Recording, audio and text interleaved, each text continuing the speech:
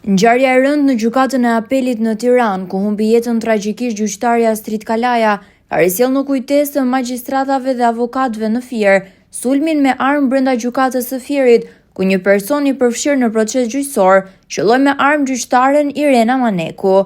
Nga të shtënat gjyqtarja mbeti e plagosur, por ngjarja bëri që për herë të parë në një gjykatë në vend të vendosej roje sigurie edhe detektorë të metaleve. Njerë unë i shpreh ngushëllimet familjarëve të gjyqtarit që humbi jetën në gjykatën e apelit. Është një rast pa precedent, nuk duhet ishte marrë kjo lloj mase nga atentatorët në asnjë lloj rrethane.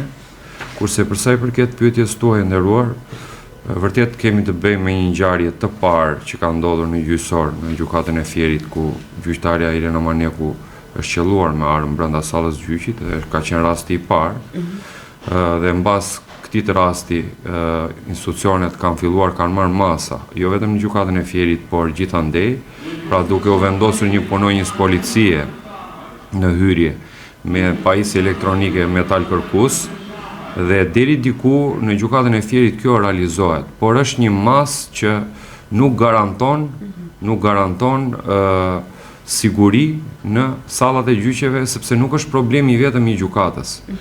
Në qëndrimin tim duhet të merren masa në të gjitha institucionet e drejtësisë, si në prokurori ashtu dhe në gjykatë, dhe në të gjithë Bashkimin Evropian dhe në vendet e zhvilluara duhet ketë punonjë sigurie dhe në sallat e gjykimit, qofshin penale, qofshin civile, sepse në përgjithësi në proceset penale, duke pasur parasysh që zakonisht ka punonjës të shtuar të policisë, por jo që punojnë në gjykatë, thjesht sepse vinë shoqërojnë të pandehurit që janë me masa sigurie ose që janë në burg apo situatat e kësaj lloji natyre, dhe në një farë mënyre tek proceset penale gjyqtarët dhe prokurorët deri diku ndihen të sigurt për shkak të prezencës policisë shtetit për këtë lloj arsye. Sot gjykata e Fierit, megjithse me kontroll të rrept në hyrje, vazhdon të ketë mangësi në standardet e sigurisë së gjyqtarëve, prokurorëve dhe avokatëve.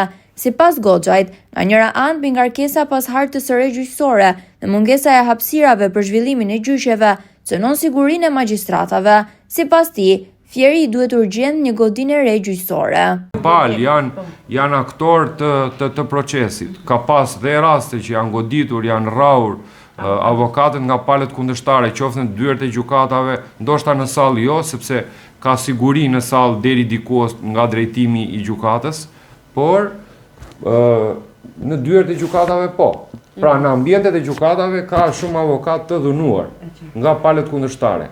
Dhe duke pasur parasysh që procesi pa avokatin nuk kryhet dhe avokati është aktor në këtë proces, si në procesin penal, si administrativ, si civil, duhet ketë të njëjtën siguri dhe garanci që ka gjyqtari dhe prokurori. Rikthehemi tek mjediset dhe mbi ngarkesa. Pra, nga njëra anë ka mbi ngarkesë për shkak të reformës që u bë gjyqësorit, bashkimi i gjykatave me Lushnjën. Doja të ndalesha. Hyn kjo te pjesa e sigurisë, pra. Po hyn te pjesa e sigurisë. Një nga elementet që përfshihet në elementin e sigurisë është hapësira e nevojshme në një sallë gjyqi. Për shembull, nëse largësia midis palëve, pra e trupës gjykuese nga palët, do të ishte brenda standardeve, për shembull po ju marr shembull ish gjykatën e apelit Vlorë.